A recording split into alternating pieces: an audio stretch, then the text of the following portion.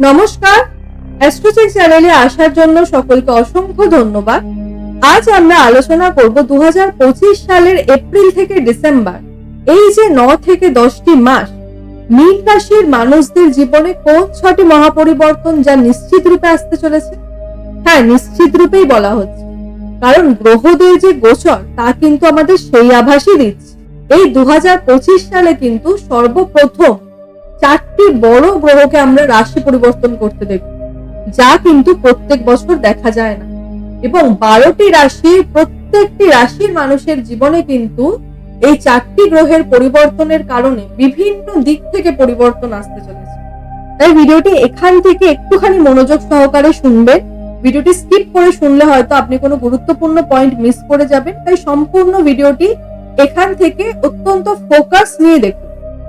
সর্বপ্রথম যে পরিবর্তনটা মীন রাশির জীবনে আসতে চলেছে তা হলো 15ই মে 2025 আপনার রাশির অধিপতি দেবগুরু বৃহস্পতি 4th হাউসে গোচর করবে। আর 4th হাউস কিন্তু অত্যন্ত শুভ বলা হয়ে থাকে, তার কারণ 4th হাউস থেকেই কিন্তু আমাদের জীবনের সুখ হ্যাপিনেসটাকে দেখা হয়ে থাকে।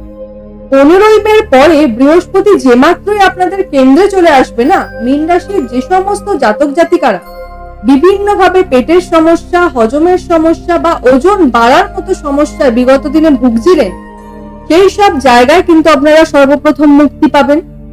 বৃহস্পতি 4th ঘরে এসে সব থেকে বেশি যে পরিবর্তনটা আপনাদের জন্য দেবে তা হচ্ছে পরিবার কেন্দ্রিক যে জায়গায় আপনাদের সুখটা চলে গেছিল বা পরিবারের মধ্যে একটা প্রত্যেকের মধ্যে একটা ডিস্টেন্স চলে এসেছিল, একই ঘরে থেকেও কেউ কারোর সাথে ঠিকভাবে একটা কথা বলা নয়, এরকম যে একটা পরিস্থিতি তৈরি হয়ে গেছিল না আপনাদের, সেই জায়গা থেকে কিন্তু আপনারা ক্রমশ মুক্তি পাবেন।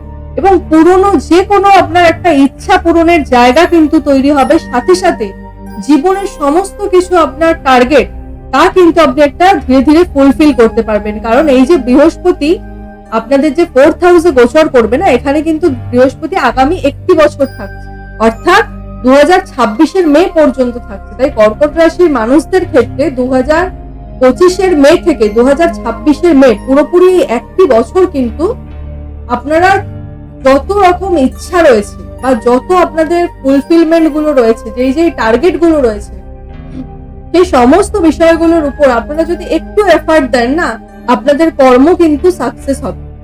অর্থাৎ মোটের উপর যদি বলা হয় বৃহস্পতির আপনাদের 4th ঘরে গোচর, তা কিন্তু মীন রাশির মানুষদের ক্ষেত্রে একটা বলতে পারেন জ্যাকপটের থেকে কিছু কম, আপনাদের লাইফটাকে কিন্তু পুরোপুরি পরিবর্তন করে দেবে। আগামী যে 1টি বছর, এই 1টি বছরে কিন্তু আপনাদের লাইফ অনেক ভাবে অনেক দিক থেকে পরিবর্তন হয়ে যাবে। আপনি আরো কতগুলো পয়েন্ট রয়েছে যেগুলো আমি বলছি, ভিডিওটি দেখুন বা শুনুন, তাহলে আপনারা বুঝতে পারবেন। দ্বিতীয় যে পরিবর্তনটা আসবে তা হচ্ছে বৃহস্পতি কিন্তু 4th ঘরে বিরাজমান থেকে 7ম দৃষ্টি দিয়ে তার নিজের রাশি অর্থাৎ ধনু রাশিকেই দেখবে। আর বৃহস্পতির কিন্তু দুটো রাশি, একটা ধনু রাশি, একটা মীন রাশি, আপনাদের রাশি অর্থাৎ ধনু রাশিকে দেখছে। সুতরাং কি ইন্ডিকেট করছে? সুতরাং এটা ইন্ডিকেট করছে যে 15ই মে পরে মীন রাশির মানুষদের আউট অফ স্টেশনে কর্মসূত্রে যাওয়া বা আউট অফ স্টেট গিয়ে কোথাও কোনো কর্মপ্রাপ্ত করা বা আপনাদের বিভিন্ন ভাবে ম্যানেজমেন্ট স্কিল ইমপ্রুভ হওয়া, আপনাদের কমিউনিকেশন স্কিল ইমপ্রুভ হওয়া, সাথে সাথে যারা বেকার আছেন তাদের কিন্তু একটা চাকরি প্রাপ্তির সম্ভাবনা থাকবে 99.99%। হ্যাঁ, এটা আপনারা নোট করে রেখে দিন।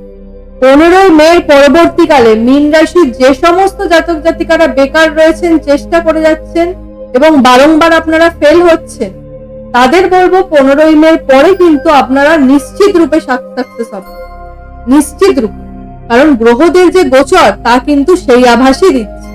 এবং যারা অলরেডি জব করছেন না, তাদের ক্ষেত্রে কিন্তু 15ই মে পরে কর্মের জায়গায় একটা প্রমোশন বা একটা ডেজিগনেশন চেঞ্জ হওয়ার প্রবল সম্ভাবনা কিন্তু থাকবে। অর্থাৎ আপনার জবের পজিশন চেঞ্জ হবে বা আপনি যেই লেভেলে জব করছেন তার থেকে হয়তো আপনি এক ধাপ আরো উপরে উঠবেন। এই পরিবর্তনটা কিন্তু আপনাদের সাথে নিশ্চিত রূপে ঘটবে। মেয়ের আগে আগেও হয়ে যেতে পারে, তবে মেয়ের আগে আগে যদি আপনাদের সাথে এই পরিবর্তনটা না ঘটে, 15ই মে পরবর্তীতে 100% ঘটবে আপনাদের সাথে। তৃতীয় যে ভবিষ্যৎবাণী থাকবে তা হচ্ছে দীর্ঘ 30 বছর পর 29শে মার্চ 2025 শনি মহারাজ প্রবেশ করতে চলেছে আপনাদের রাশির উপর। এবং সেই সময়কাল থেকেই কিন্তু আপনাদের জীবনে শনি 7.5 দ্বিতীয় চরণের সূচনা হয়ে যাচ্ছে। অর্থাৎ এই সময়কালে মীন রাশির মানুষদের মধ্যে না একটা ওভার থিঙ্কিং করা মেন্টালিটি আসবে, বা খানিকটা সন্দেহ করা, ডাউট করা, বা মনের মধ্যে ছোটখাটো বিষয় নিয়ে একটা অশান্তি চলা। কেউ একটা ছোট্ট কথা বলবে, আপনি ওই কথাটাকে ধরে বসে থাকবেন, ওই কথাটা আপনি নিজের মনে লাগিয়ে নেবেন। এই প্রবণতাটা কিন্তু আপনাদের মধ্যে আসবে, কারণ চন্দ্রমার উপর আসছে শনি। চন্দ্রমা মানেই কি? চন্দ্রমা মানেই আমাদের মন, আর মনের উপর শনির গ্রাস মানে আপনাদের কিন্তু মানসিক ভাবে দুর্বল করবে। তাই প্রত্যেক মীন রাশির মানুষদের বলবো 29শে মার্চের পরে আপনাদের জীবন থেকে ওভার থিঙ্কিং করাটা তো সবার আগে সরান। আপনি প্রয়োজনের চেয়ে বেশি কিন্তু কোনো জিনিস নিয়ে ভাববেন না, তাতে কিন্তু আপনার চন্দ্রমা আরো বেশি এফেক্টেড হবে এবং আপনি কিন্তু মানসিক ভাবে আরো দুর্বল হয়ে যাবেন এবং মানসিক ভাবে কিন্তু আপনার মধ্যে নেগেটিভিটি কাজ করবে। এই জায়গাটা যদি আপনারা একটু কন্ট্রোল করতে পারেন, আমি বলবো 15ই মের পরে না আপনাদের কিন্তু গ্রহগত অবস্থান বিশাল আপনাদের সাপোর্ট করবে, বিভিন্ন দিক থেকে আপনাদের সহায়তা করবে, আপনাদের কর্মের জায়গায় গ্রোথ আনবে, আপনাদের জীবনে যে পারিবারিক জায়গায় যে অশান্তি তৈরি হয়ে গেছিল, যে ছন্ন ছাড়া একটা পরিবেশ তৈরি হয়ে গেছিল, সেই সমস্ত জায়গায় কিন্তু আপনারা সুরাহা পাবেন। একটু মে অবধি ওয়েট করে যান, মের পরবর্তী সময়কাল কিন্তু যথেষ্ট শুভ আপনাদের জন্য। আর শনি যখন চন্দ্রমা বা মনের উপর আসে না, তখন কিন্তু সবচেয়ে বেশি বৈবাহিক জীবনের উপর কিন্তু একটা এফেক্ট ফেলে। মানে আপনি যে ওভার থিঙ্কিংটা করবেন বা আপনি যে একটা ডাউট করবেন, সেটা হয়তো আপনি আপনার পার্টনারের উপরই করবেন বা পার্টনারের সাথেই করবেন। সুতরাং এই জায়গায় কিন্তু আপনাদের যথেষ্ট সচেতন থাকতে হবে, সাথে সাথে আপনাদের বাণী এবং বাক্যতেও কিন্তু সচেতনতা প্রয়োজন। এছাড়াও শনির ঢাইয়া চলাকালীন আপনাদের কিন্তু আরেকটা জিনিসও হবে, তা হচ্ছে আপনারা কিন্তু দূরে কোথাও ভ্রমণ করতে পারেন বা তীর্থ ভ্রমণের সম্ভাবনা কিন্তু মের পরে বলবো, স্পেশালি বৃহস্পতি যখন চলে আসবে আপনাদের চতুর্থে, সাথে সাথে শনির ঢাইয়া চলছে, আপনাদের কিন্তু তীর্থ ভ্রমণের প্রবল সম্ভাবনা তৈরি হবে।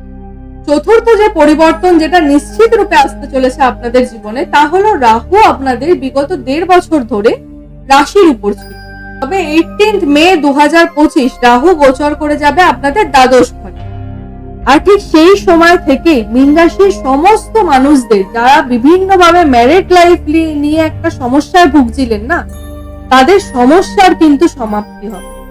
কারণ রাহু যেমন আপনাদের রাশি ছেড়ে দ্বাদশে আসছে, সাথে সাথে কেতুও কিন্তু গোচর করে যাবে আপনাদের 6th হাউসে, কারণ কেতু এতদিন ছিল সপ্তম ঘরে, আর সপ্তম ঘর থেকেই তো দেখা হয়ে থাকে ম্যারিড লাইফটা।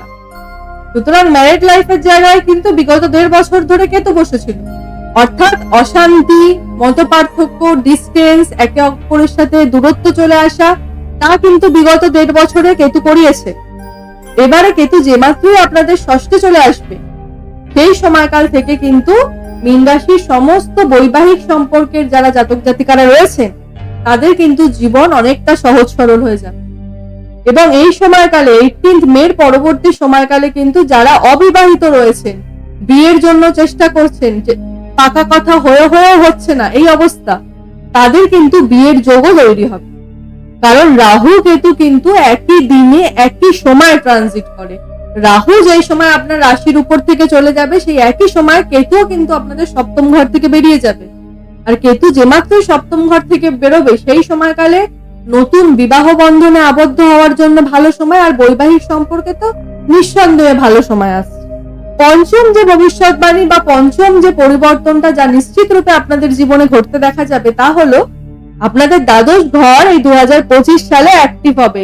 কেন বলছি?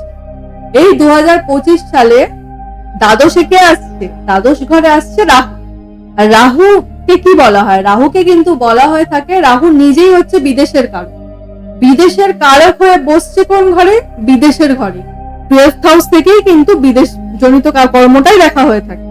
অর্থাৎ এমএনসি কোম্পানিতে চাকরি প্রাপ্তির প্রবল সম্ভাবনা থাকবে, সাথে সাথে ব্যবসায় কিছু অ্যাড অন করা বা ব্যবসাটাকে কোন রকম ভাবে নতুন কোন জিনিস অ্যাড অন করা বা নতুন কোন পরিবর্তন করা বা নতুন কোন ব্যবসায় খোলা, এই ধরনের পরিবর্তন কিন্তু আপনি নিজে করবেন, আপনার নিজের দ্বারাই সংগঠিত হবে।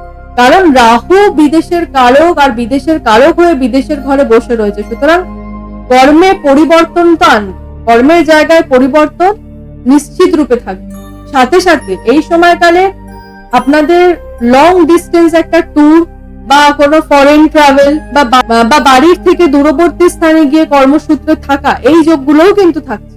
অন্তিম বা ষষ্ঠ যে পরিবর্তনটা ঘটবে তা হলো মে মাসের আগে আগে আপনারা জমি বাড়ি ক্রয় করার কথা ভাবতে পারেন, বা লোহার কোনো জিনিস ক্রয় করার কথা ভাবতে পারেন, বা মেশিনারি কোনো আইটেম বা ইলেকট্রনিক্স এর কোনো আইটেম, বা হয়তো আপনার বাড়ির রেনোভেশনের কথাও আপনি ভাবতে পারেন।